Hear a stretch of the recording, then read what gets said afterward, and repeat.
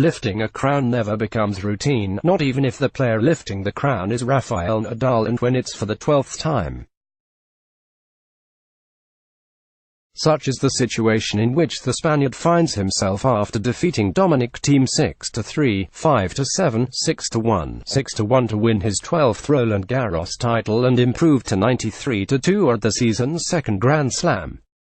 Nadal, now dressed in a white shirt and grey shorts just a few hours after lying on the clay of Court Philippe Chatrier in celebration, is ready to discuss how he got to this point, a point that just a few weeks ago was almost unthinkable.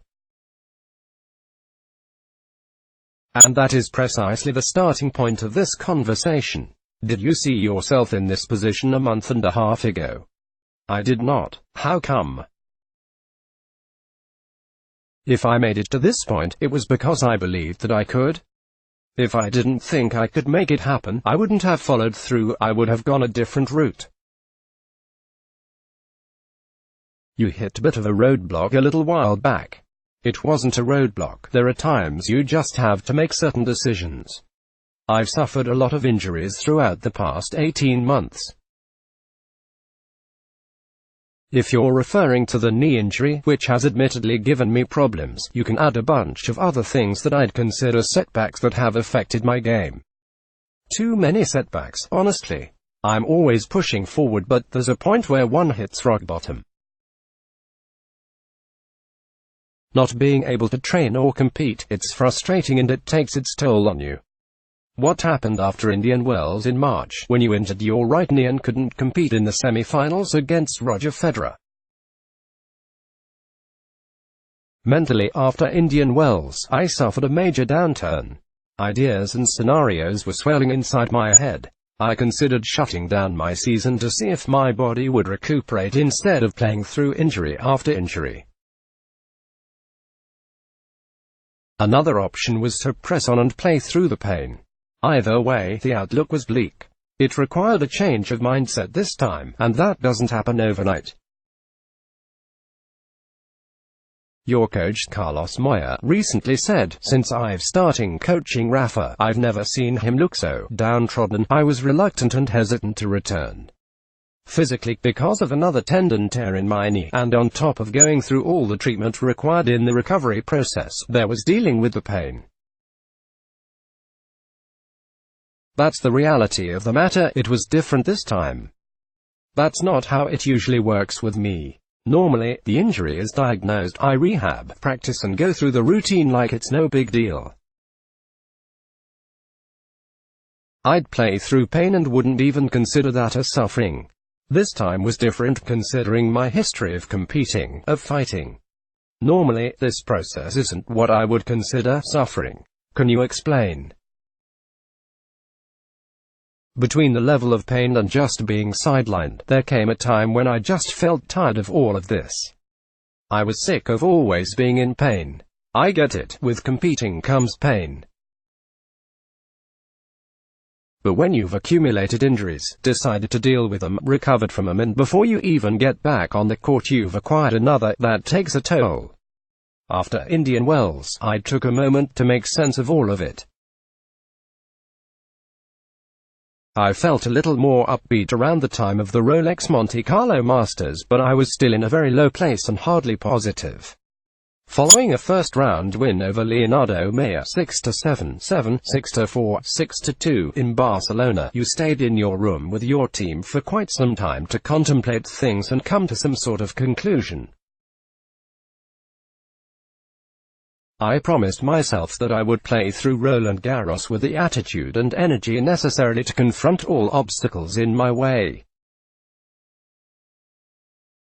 I wanted to give myself the opportunity to compete at the highest level possible throughout this clay court season.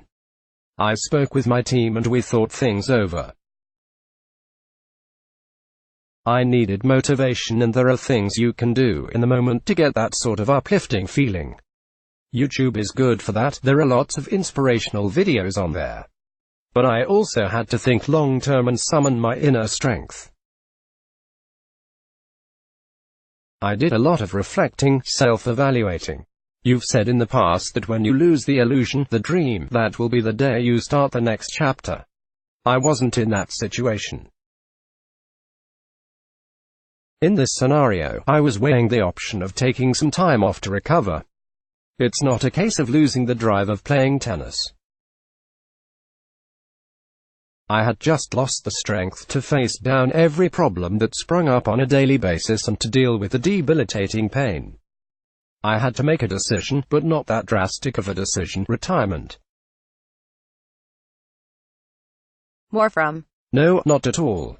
Just contemplated a break for time to recover. Did you feel all alone at that time? I never feel alone, no matter where I go. I have lifelong friends, people I consider friends since I was 3 years old. I have the same core team. And I have my family in Manacor on the island of Mallorca, Spain. Village life is different from life in a big city. I communicate daily with my family. There's always a time, though, that whatever I'm going through, I'm the only one who knows what it feels like and to live through it. Sometimes I need help from the people who know me well, from people who love me. In this sense, I have always been very well accompanied, accommodated and advised. All things considered, no matter how big the wound has been, you've always found a way to close it. When I win, I bask in the glory, and when I lose, it feels like everything has gone wrong with the world. Don't get me wrong, through the good and bad, I'm always emotionally stable, and staying on level ground helps me accept the positive with the negative and handle my feelings. It's a matter of reflecting and assessing things as they happen, then evaluating why they happened. Win or lose, I strive to do even better. The basic principle stays the same, though I respect the game, and I respect my opponent. What are you most proud of these past few months? Playing in Barcelona, in Madrid, in Rome, at Roland Garros. This is the most beautiful time of the year for me. I'm pleased to have stuck to the promise I made myself going into the season, to give it my all, to appreciate the little improvements and to just be thankful for the opportunity to compete day in and day out. For that time in Barcelona through now, I've steadily improved. The self-evaluation has paid off. I made lots of small but important steps along the way. What are you most satisfied with? I've done almost nothing wrong. I wasn't playing out of this world tennis, but I have come through at important moments. My backhand has been on target, and my forehand is operating at a very high level. Just the fact that I've been able to play 5 tournaments in a row without withdrawing once is satisfying. I've never said it before, but going a stretch like that gives me confidence that my body can hold up under pressure. I can rely on my body to endure what I put it through, even if it's something as simple as running down shots or twisting and turning, without the fear of something going wrong. Read more. Nadal flipped the script to run away with his 12th Paris title. You're always the favorite when you step onto the court at Roland Garros. Does that affect you? What people think has no effect on how I play. I control how I play. Feelings and opinions don't fit into the outcome. I see this time of the year as a chance to add to my success, and I feel I've done that this season. Have you ever stopped valuing everything you have achieved? I haven't made that mistake and don't intend on doing so. I value it all. In the past, I sometimes felt more excited about some wins more than others, but even that sensation isn't what I felt since 2015. It's dangerous to think that way. The feeling shared among your rivals is that you're peerless on clay. Do you consider yourself your own biggest rival? I haven't been.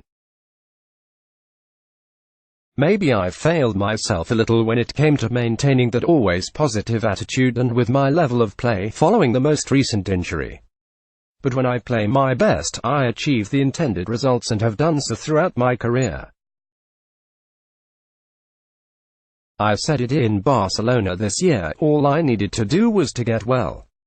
They asked me if I had to win in Rome to win at Roland Garros. Nadal defeated Novak Djokovic 6-0, 4-6, 6-1 to lift his 9th Rome title in May. My response was no, all I need to do is feel well to play well. You're recovered and in top condition. Is anything possible once again? I've never seen myself as capable of anything. I'm happy with what I've achieved so far, it's all special. But the path doesn't end here. This isn't the end of the road. There's still work to be done. I'm going to have to adjust my schedule a little bit, but that's a matter I'll discuss with my team.